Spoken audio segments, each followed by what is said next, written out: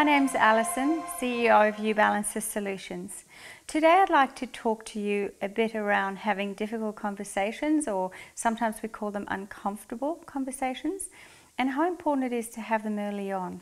When we are emotionally intelligent, we are able vulnerably to lean into these conversations and to enter into them in a way that actually builds trust rather than damages the relationship. So it's a really important skill to learn, whether an employee or a manager or leader of some kind. And in fact, even when we have these conversations with our families, there is a good way to do them. Unfortunately, we're all a little bit addicted to being right.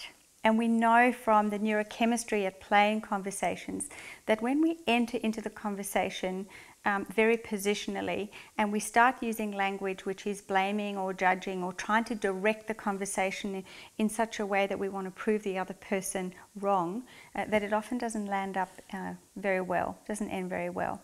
So the trick to having those uncomfortable conversations, there's a few steps I'd like you to consider. The first one is have them in private. Respect people's need to receive that feedback. Prime them for trust. Give them some warning that you're going to be having the conversation. Very early on, think about what you want to get out of the conversation, the ripple effects of certain decisions or outcomes. Think about that vision of shared success. What would it look like for that person to also feel the win-win?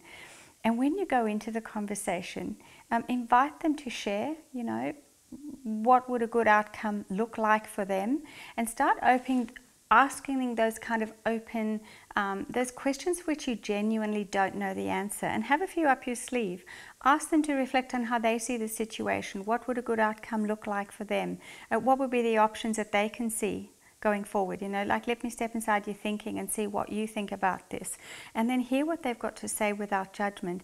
And it's amazing when you bring this kind of listening, this kind of presence to the conversation, that the person doesn't put up that kind of self-defensive wall, but they start wanting to actually work with you, and you hear things from them that really surprise you, and there may be some new different alternatives and options that come up for different ways to move forward.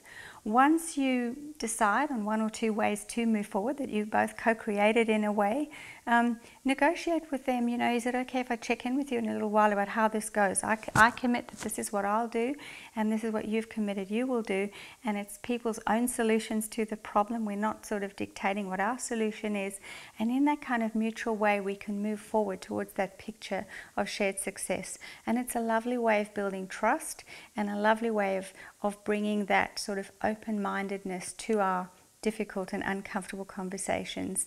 And then follow up with the check-in. Do what you say you're going to do, and lean into that vulnerability to that not knowing space of how it's going to go. So I wish you well as you have these conversations. They do take courage, and we do need to think about the consequences and the ripple effect of any decisions that we make. But when we have them early on and we have them well, we can get that lovely win-win response, and people will come on board, and we get to some much better co-created solutions. Thank you.